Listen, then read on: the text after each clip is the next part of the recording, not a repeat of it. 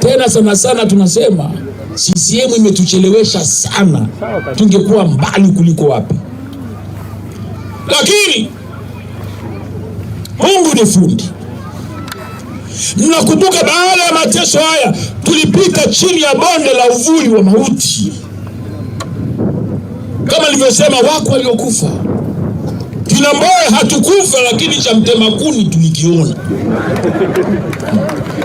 Mtu mkatili ule. Lakini yote hayo tunasema ni bora tufe tumesimama kuliko tuishi tumepiga magoti tukakumbatia ukiritimba, ubaguzi na mateso ya kuinyimwa haki na demokrasia. Kwa hiyo chama hiki ni mojawapo ya vyama vikuu vya upinzani wakati ule. Leo ndio chama kikuu kuliko vyama vingine vyote vya upinzani. Vyama vingine vyote vilisalimu amri. Na mkumbuka Mrema na chama chake cha TLP, alifika mahali akanyanyua mikono juu ya ishe. Barake bakora za mwenda zake zilikuwa balaa. Chama cha cheo mzee Mapesa UDP naye alifika mahali akanyosha mkono. Kafu na Profesa Lipumba akafika mahali akanyosha mkono. Chadema tukasema kuliko tufe tumepiga magoti, bora tufe tumesimama. Kwa hiyo tulipambana, tukakijenga, tukakitetea chama. Leo ndugu zangu Wasia, nawaambia kwa kujidai kabisa kwamba chama chetu, chama chenu Chadema leo ni chama kikuu cha upinzani na ni chama pekee ambacho kina uwezo, mikakati na mpango halisi wa kuingoa CCM madarakani kwenye uchaguzi ujao. Ni hivi, chama hiki silaha yetu ni misingi yetu minne, sio sura ya Mbowe. Misingi minne ambayo kila mwanasia ambaye anajisikia leo ni mtu wa Chadema atafakari. Misingi mingapi? Minne. Wa kwanza ni chama kinachosimamia haki za watu wote, kinasimamia na kupigania haki wakati wote.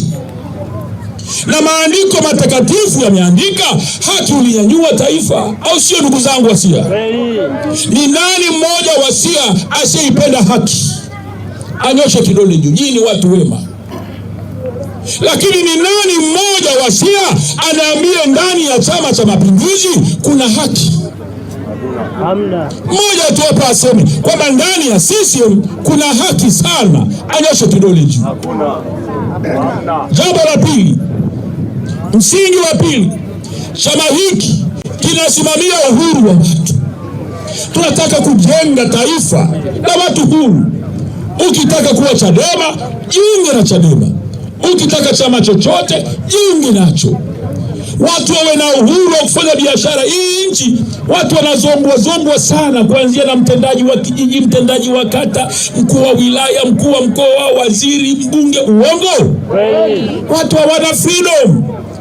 Tunataka watu wetu wapate freedom and liberty.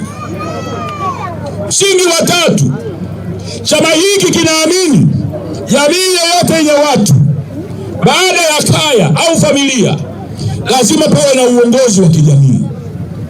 Na hao viongozi wa kijamii, ili waweze kupata kibali cha Mungu, ni lazima wachaguliwe na watu kwenye chaguzi zilizokuwa huru na haki. Taifa letu leo ndani ya Chama cha Mapinduzi, wote mnajua uchaguzi wa haki umesahaulika. Uchaguzi ni biashara ya kuuza na kununua kura. Uongo ndugu zangu? Serikali haitaki tume huru ya uchaguzi, kwa sababu wanajua tume huru ya uchaguzi watashindwa uchaguzi. Kwa hiyo Watanzania tunaongozwa na watu ambao hatukuwachagua. Tunaongozwa na watu ambao wameonyesha ishara za kuiba kura na wameiba kura. Ndugu zangu Wasia, niwaulize, mwizi wa kura na mwizi wa kuku, hawa wana sifa gani inayofanana? Wote ni nani? Mwizi wa fedha na mwizi wa shamba, hawa watu wana sifa gani inayofanana? Serikali ya CCM ni wezi wa kura, wanakwenda bungeni wezi, wanakwenda halmashauri wezi. Tayari hawa ni watu wenye vinasaba vya wizi, wakienda kukaa kulinda hazina ya nchini, wizi asubuhi, mchana na jioni.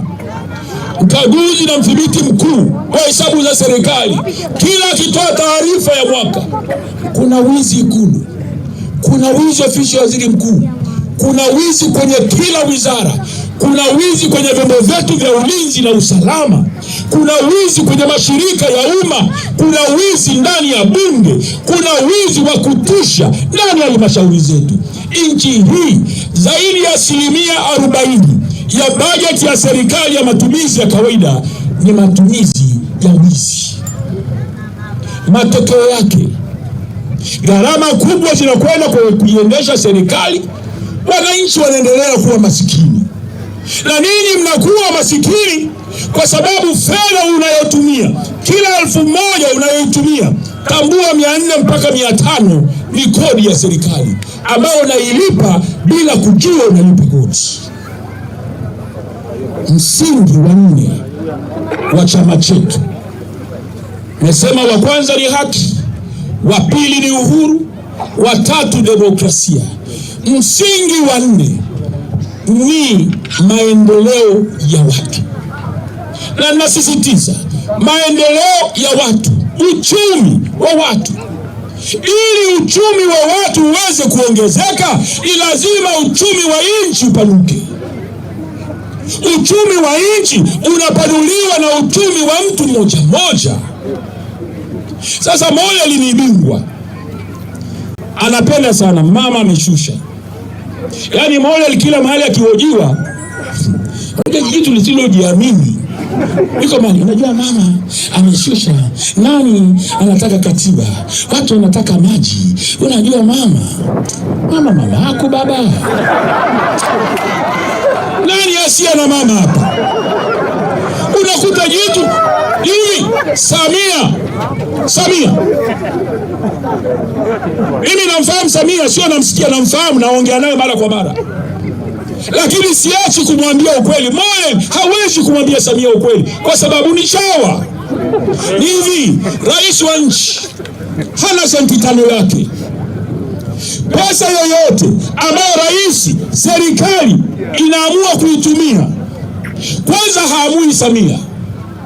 Wanaopitisha mapato na matumizi ya serikali ni bunge, na ndani ya bunge wanajadili mapato na matumizi. Rais anapelekewa budget, kitu kinachoitwa finance bill, muswada wa fedha, anausaini kuwa sheria baada ya bunge kupitisha. Na bunge, ndugu zangu wasia, bunge halina fedha zake. Fedha ambazo bunge wanapitisha matumizi na mapato ni fedha za kodi. Waziri Mkuu wa Uingereza aliitwa Margaret Thatcher alisema there is nothing like government's money, there is always taxpayers money. Hizi fedha za kujenga madarasa, kujenga zahanati, kujenga mashule, kujenga barabara, serikali ikijenga sio fadhila kwenu, ni haki yake, ni wajibu wake ambao wamechelewa kutekeleza. Leo tuna miaka 63, kwa nini tuna shida ya madarasa? Sijui mnanielewa nyewe, wasia nyewe. Sasa tunasema, hebu fikiria wilaya nzima ya Siaya haina kiwanda hata kimoja, lakini kila mwaka tunazalisha vijana wanamaliza shule. Hawa vijana tunawapeleka wapi? Na serikali na mpango gani? Ili bahati mbaya na shida ya muda, nitaka niwaambie jambo moja. Mifumo yoyote ya kiutawala duniani, kwa nchi ambazo zina watu wenye akili, kuna kitu kinachoitwa serikali kuu. Serikali kuu maana yake ni central government, alafu kuna serikali ya mtaa. Hiyo ndio inaitwa Kiingereza local government. Mnasikia nchi hii kuna kitu kinaitwa TAMISEMI, tawala za mikoa. na serikali za mitaa. Nisikilizeni watu wa siasa. Hii ni sayansi ya siasa ambayo mwanasiasa mdogo mdogo kama Mollel hawezi kujua. TAMISEMI, tawala za mikoa na serikali za mitaa. Nisikilizeni. Asili ya serikali ya mtaa ni lazima iongozwe na viongozi wanaotoka eneo husika. Serikali kuu inaweza kuongozwa na yoyote kutoka mahali kokote, lakini serikali za mitaa ni lazima ziongozwe na wahusika wa eneo lao, wanaojua mila zao, historia yao, wazee wao, miiko yao. Sasa fikiria kitu kimoja ambacho kinasababisha umaskini mkubwa wa nchi. Viongozi wote wa serikali za mitaa hawachaguliwi na wananchi wenye wanaohusika, wanateuliwa na rais. Sijui mnanielewa? Viongozi wa serikali za mitaa wanaotawala Siha leo sio chaguo la wanasiha, lakini wanaletwa hapa, wanasimamia Wasiha, wanasimamia uchumi wenu, wanasimamia maisha yenu, wanawasimamia uhuru wenu, na ninyi hamna cha kufanya. Hivi unasikia? Na hii ni taarifa ya habari kutoka Radio Tanzania Dodoma. Sema baba. Rais Samia Suluhu Hassan leo ameteua wakuu wa mikoa. Mijitu ya CCM yote inakaa kwenye redio. Inasikiliza tu. Chadema nao mnakaa nasikiliza. Rais amemchagua, amemteua ndugu Galus. Nani mkuu wa mkoa wa Kilimanjaro yule? Babu Nurdin Babu. Rais amemchagua Nurdin Babu kuwa mkuu wa mkoa wa Kilimanjaro. Sasa unajiuliza, Watanzania wa Kilimanjaro kuanzia Same, Mwanga, Rombo, Vunjwa, Kilema, Kirua, Oldimoshi, Uhuru, Umbwe, Machame, Masama, Sia, mnamjua Babu je? Hapana. Hatumjui. Nani anamjua Babu? Nani anajua familia yake? Nani anajua elimu yake? Nani anajua historia yake? Hatumchukii, hatumjui. Anakuja Kilimanjaro, anakuja Sia na msururu wa mapolisi. Ndugu zangu wananchi wa Sia, mimi ndio mkuu wenu wa mkoa. Sitaki uvivu hapa. Shagaki Mashamiro, Shagaki Shomba Badeki. Wewe Babu, wewe nani amekuchagua? Hatukujui. Matokeo yake sasa, matokeo yake nasikia tena Dodoma. Na hii ndio taarifa habari kutoka TBC Dodoma. Baba, Rais Samia Suluhu Hassan amemchagua kwenu wilaya inaitwa nani? Nani? Kimbuka au Kimbunga? Kimbuka. Amemteua Christopher Kimbunga kuwa mkuu wa wilaya Sia. Wasia mko hapa, niambieni ni nani anamjua Kimbuka? Anajua elimu yake, atueleze. Ana historia gani? Amefanya kazi wapi? Anajuaje mila zetu? Na hiyo ni Sia tu mfano. Unasikia rais amemteua mkurugenzi wa wilaya anayesimamia shule zetu zote, zahanati zetu, barabara zetu, masoko yetu, kila kitu cha Wasia anasimamia mkurugenzi wa wilaya. Nani anamjua mkurugenzi wa wilaya?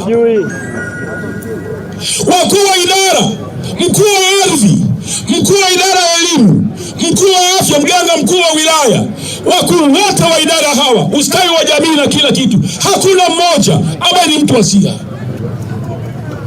Na hawa sasa ndio wanaoshika maisha yetu. Hawa ndio wanaoamua watoto wetu wasomeje. Lakini watoto wao hawasomi shule zao, watoto wao wanasoma shule zenye mabasi ya njano. Sijui mnanielewa nyie? Katika mabadiliko ya katiba tunayosema Chadema, lazima tufike hatua ushenzi huu tuache. Tuchukue mfano wa Wakenya, na ndio sababu viongozi wote wa serikali kila kisimama mama mama, kwa sababu anajua mama akila maharage akalalia huku, akiamka asubuhi anamtengua tu. Anaweza kakaa mwezi mmoja akambadilisha, akakaa wiki moja akamtengua. Lakini kiongozi aliyechaguliwa na wananchi atakaa kwa kipindi cha miaka yake 5 ambacho wananchi wamemchagua. Hawawezi akawa ni chawa wa rais, anakuwa ni chawa wa wananchi waliomchagua. Kwa hiyo Chadema tunasema nini? Serikali ijayo ni serikali yetu, mkikubali watu wa Siha. Kama tukikamata serikali hii, miongoni mwa mabadiliko ya kwanza kabisa ni kwamba viongozi wote wa kisiasa kama ilivyo Kenya watachaguliwa kwa kura za wananchi, full stop, sio uteuzi wa rais. Kama ni mkuu wa wilaya ya Siha, atakuja Siha, atapiga magoti kwa Wasiha, atachaguliwa na Wasiha. Sijui mnanielewa? Na atakuwa kwa yoyote ni mtu wa Siha. Kama ni Wameru, watachagua Mmeru wao, mtu wao, sio kuletewa mtu, sio kuletewa mtu ambaye amepachikwa kwenu, hamjui historia yake. Mnanielewa ndugu zangu? Sasa mimi Mbowe naendelea, nikiona makamanda wangu wamenizungukia hawa wananikata stimu kweli, alafu nistaki kitu. Ngoja na mikutano wananikumbusha, maana ukikaa hapa unasahau muda. Mimi naweza nikazungumza mpaka kesho, lakini lazima niondoke. Kwa hiyo nawaomba watu wa Siha, tuna kazi ya kufanya. Yale maumivu tuliosababishiwa na Magufuli na makala wake wote, makada wake wa CCM, tusisahau maumivu yale tuliyopitia. Tulibaguliwa. Watu wa Kilimanjaro walifika hatua mtu anaitwa Masawe anaogopa kujiita Masawe, anaogopa kujiita Makidara, anaogopa kujiita sijui Mushi. Uongo. Inajua vijana wa Kichaga walifika hatua ya kuchukua majina ya Kisukuma. Anaanzisha kampuni inaitwa Masanja Construction. Akijua tu akionekana ni Masanja hana neno. Ita kampuni ita Masawe Construction, utaona dawa ya moto. TRA kila siku mlangoni. Yale maumivu hatupaswi kuyasahau. Yako mambo mengi, hatuwezi kuyamaliza yote. Leo ni waombe jambo moja niweze kuondoka. Wanaume na wanawake wa Siha, hawa CCM wanapigika kiulaini tu na wanashinda uchaguzi, sio kwa chaguo la wananchi, kwa msaada wa askari wetu hawa. Lakini askari tuwasamehe, ila nimewaonya, wakirudia dhambi ya kuiba kura zetu tutafunga, kama ambavyo watu walifunga kwa mwenda zake akaondoka bila kujijua majeshi yake yamemsaidiaje. Alianza na mafua tu, mafua sio mafua, covid sio covid, mara imekuwa